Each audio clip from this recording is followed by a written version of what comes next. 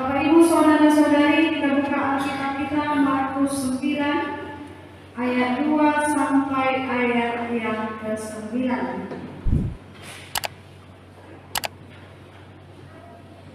Markus 9 ayat 2 sampai ayat 9. Jangan mari kita.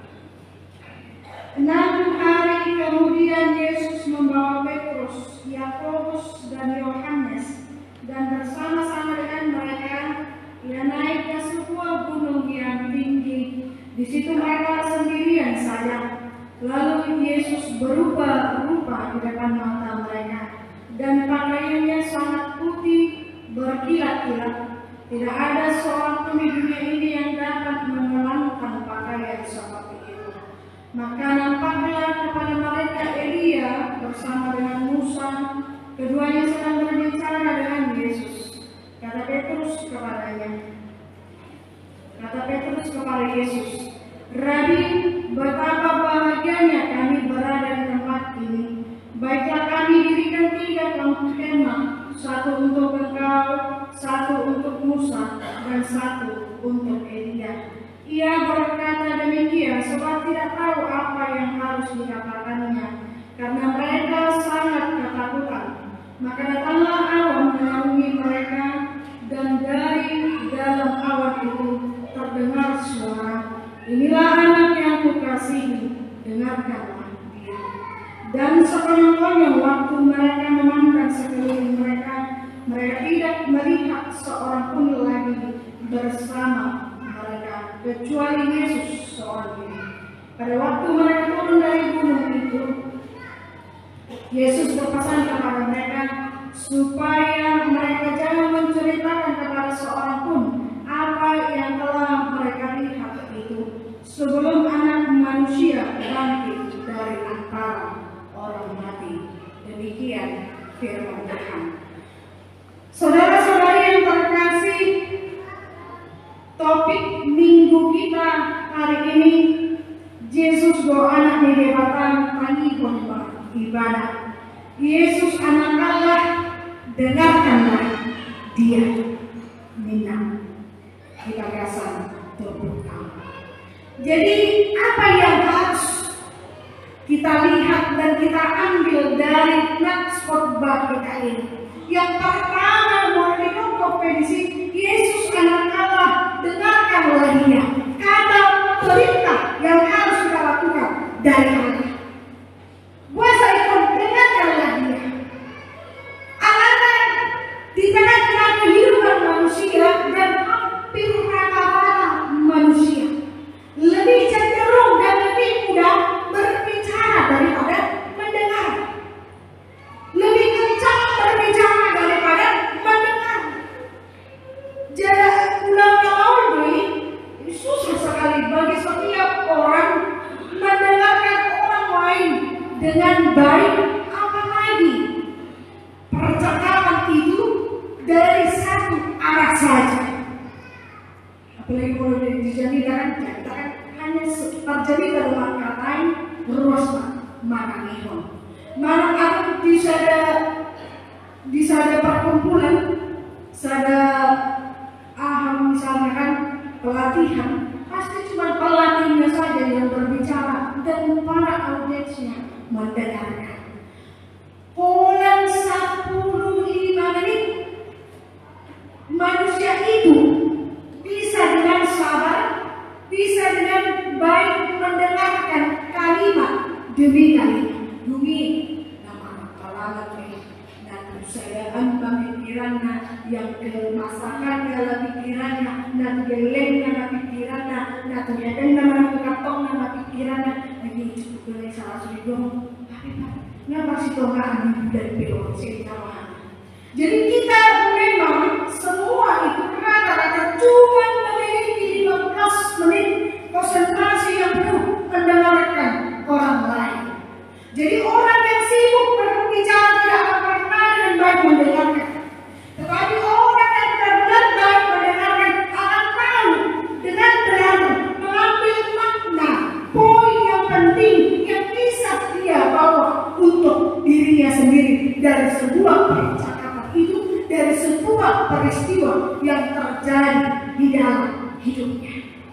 Makanya di tahun di Partogium kita mulai mengatakan tidak begitu penting kita berbicara, apalagi pihak antara kita dengan Allah.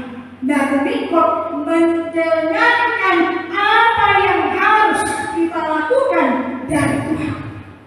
Makanya hindari Bapak perintah di Dewata orang tusi Yakobus tusi Yohanes tusi Petrus. Nah kita di bakasan saudara, inilah anak yang kukasihi, dengarkanlah dia di tengah-tengah kehidupan kita. Jadi anak-anak persoalan yang mendengarkan firman Tuhan akan setiap saat mempengaruhi kehidupan kita. Seberapa seriusnya kita, seberapa bersungguh-sungguhnya kita mendengarkan Tuhan, itu akan sangat mempengaruhi jalan kehidupan kita. Apalagi terlebih ketika menghadapi banyaknya goncangan, kesulitan dan persoalan di tengah-tengah kehidupan kita. Seseorang yang sedang berjalan di suatu daerah yang tidak diketahui, ketika dia tidak mendapatkan petunjuk arah, maka dia pun akan tersesat. Dari zaman Sunario kalau di Google Maps, toko langsung, toko dan motor. Ada babalika, rumah ibadah, dosa dan curang.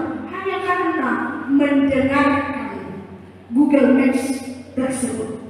Jadi tak perlu sehari dua hari tersesatkan, belok ke kiri dengan Google Maps, ke kiri papa, nah pinatay di belok ke kiri, belok ke kanan, bumi lurus sekian kilometer lagi. Tiba ikutkan dengan baik sesuai dengan petunjuk. Apalagi banyak kendala salah masuk, jembatan dari Kicang Doma dan mana dari Turun pasti selalu akan berbeda.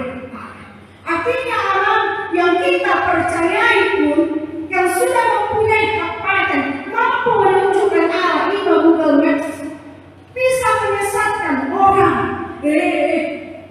Nah kok harus Google Maps gede, lalu bagusan ada yang pusatkan berpindah kaconan di zaman soal. Nah di kondisi kami ada banyak di tengah-tengah kehidupan kita suara yang kita dengarkan, yang kita anggap itu sebagai petunjuk arah yang terbaik di dalam hidup kita. Ada banyak orang yang berusaha untuk hidup kita yang katanya, inilah jalan yang benar, inilah yang patut kita lakukan, inilah yang patut kita ikuti sebagai contoh, minta terus. Tetapi cenderung yang sudah dikatakan sekalipun belum tentu mampu menuntun kita ke arah yang benar.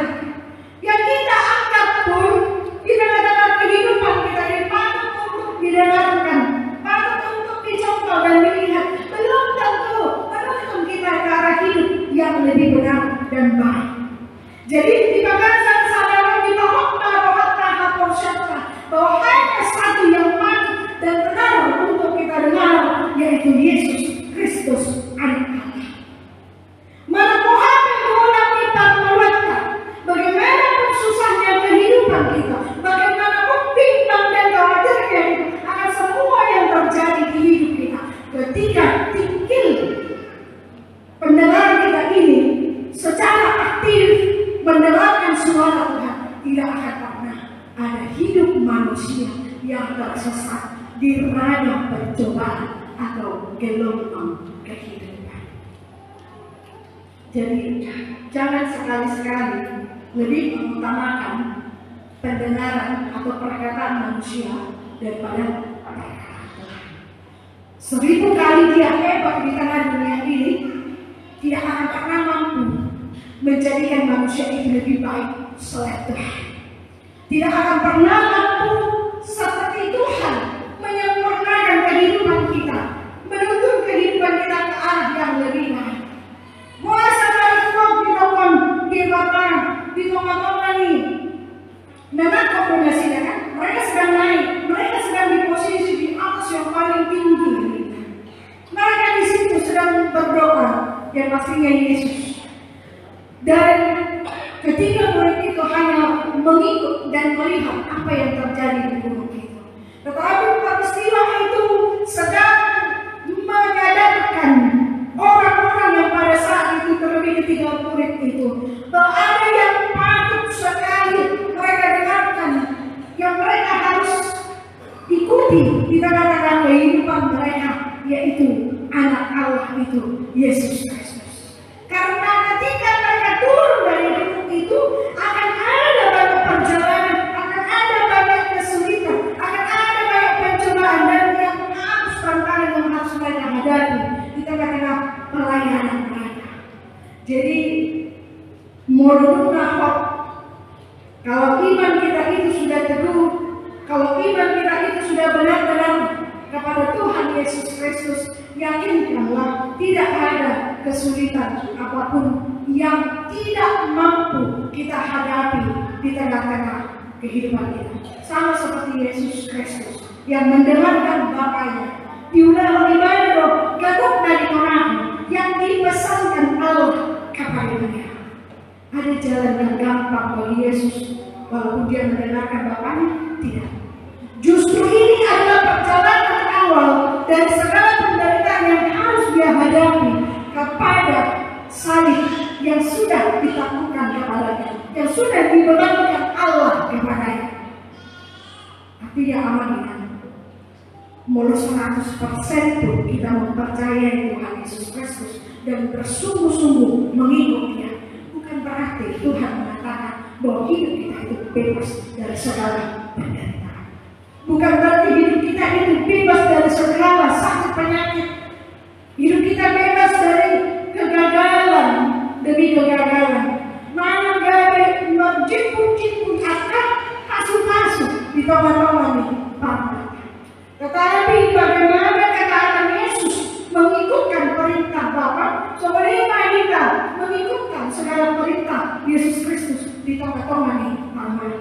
So dia ibadah dengan sabar mengikutkan segala arah dan apapun yang sudah dibebankan kepada dia, ikut solima kita menunggu, mengangkat dan memikul salib kita pribadi lepas pribadi. Sugari kita timbang atau kita hitung beratnya salib atau beratnya penderitaan yang kita hadapi, dengan beratnya salib yang dipikul Yesus, dengan penderitaan yang dia hadapi hanya untuk menebus dosa kita, mungkin tidak lebih berat salib yang kita pikul, tidak lebih berat segala penderitaan yang kita hadapi di tengah-tengah kehidupan kita dibanding Dia yang memikul semua salib dan dosa-dosa kita di perjalanan pelayanan Yesus Kristus. Jadi amankan mari kita berpikir di toki kita.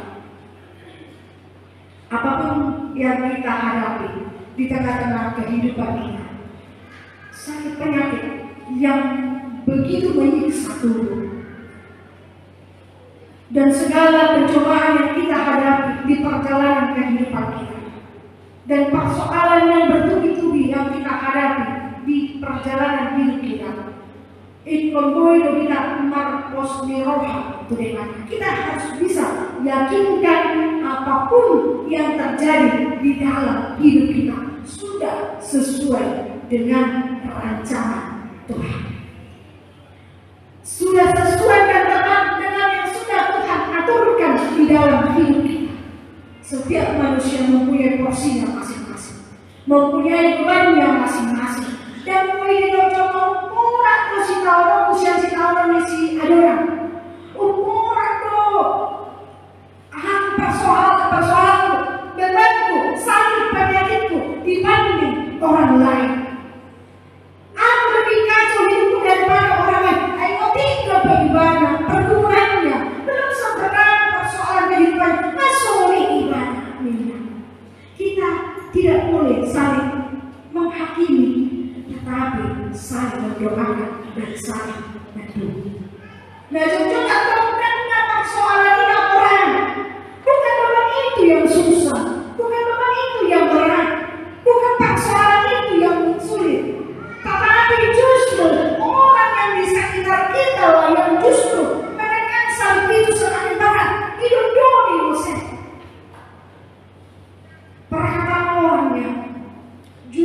sering menambah beban itu semakin berat. Boleh, mana masalah? Mengadani musik, mana masalah?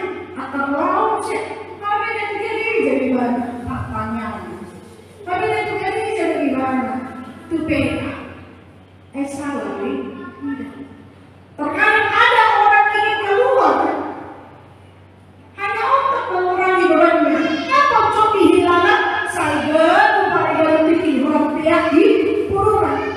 Upaya bikin orang di sebulan di kamarnya. Sekali-sekali tinggalkan bebanmu, lupakan bebanmu, supaya kamu memiliki kekuatan yang lebih besar untuk menyelesaikannya. Terkadang menyelesaikan persoalan juga harus memikirkannya tidak akan terdetik sedikit dia selesai. Terkadang pura-pura tidak tahu kita dengan masalah kita. Justru di sini loh dikatakan jiwa itulah dan tak sadar kita akan mengampuni.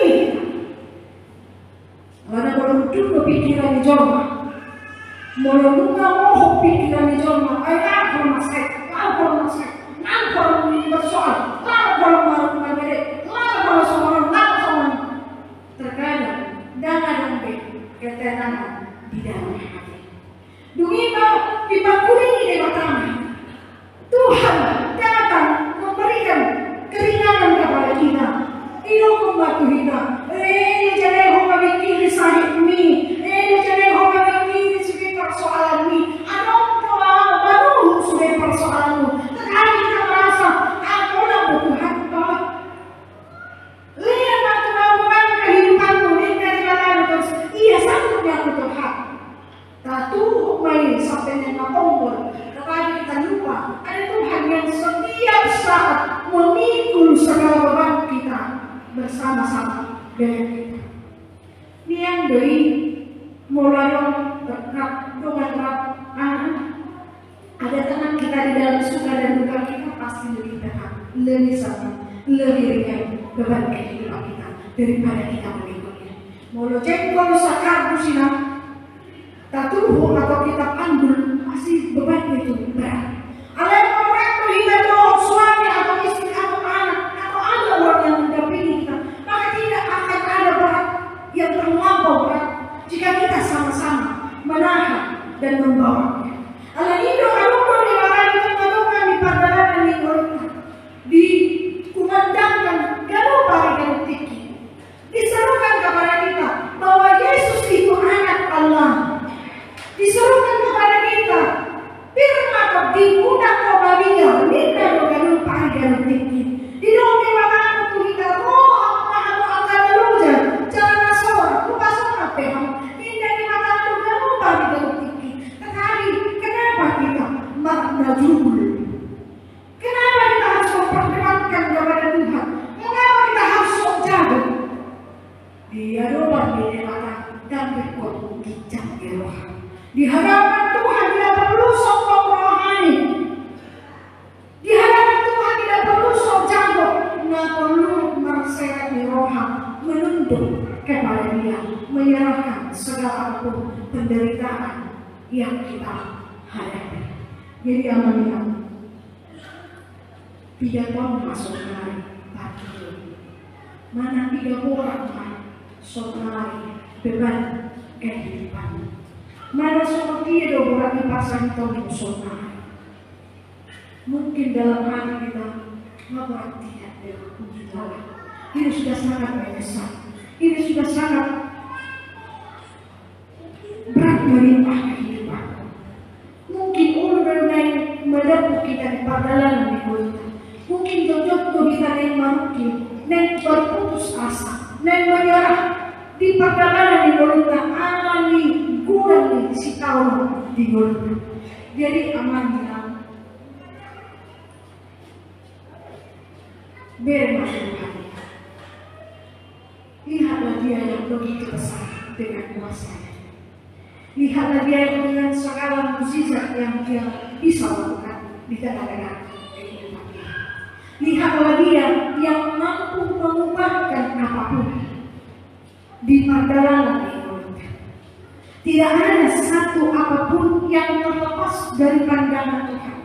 Tidak ada apapun yang terlepas dari pengetahuan Tuhan.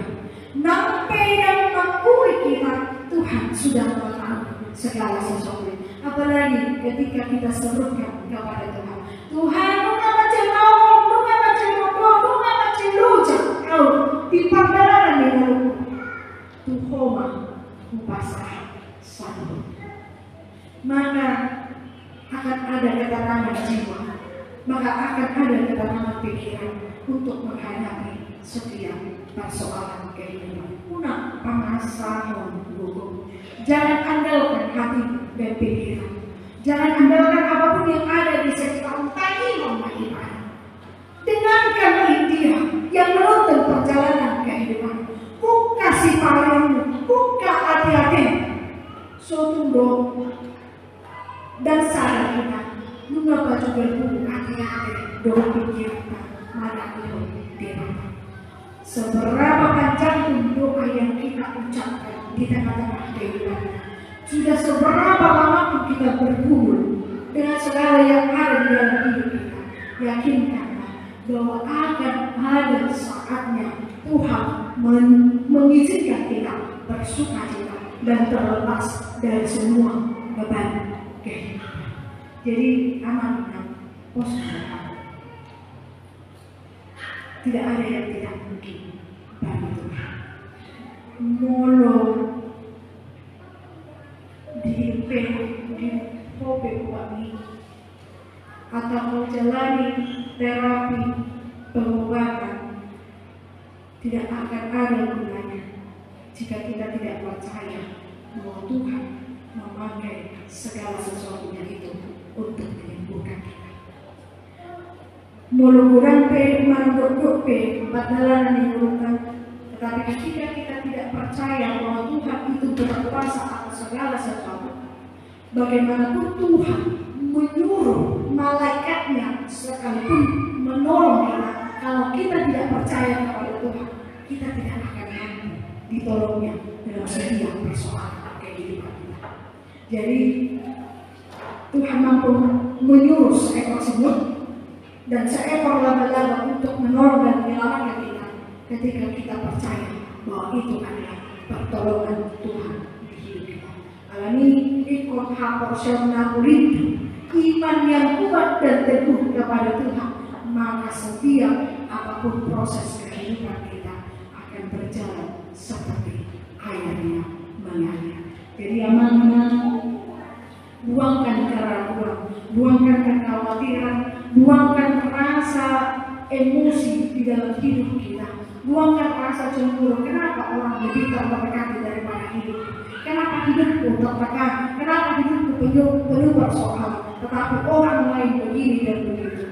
Percayakanlah bahwa hidup kita ini sedang dipakai ke arah yang Tuhan kehendaki. Ingatlah Tuhan sedang memikul bebanmu.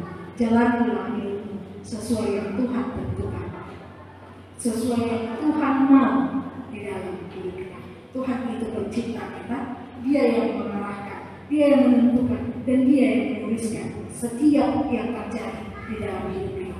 Yakinkan, masuk mekel, merlasmi rohani kita, dohot suami istri anak-anak di tempatnya, ada dengan di masa di tempat di teman-teman di mulutnya. Alami ikut sehat,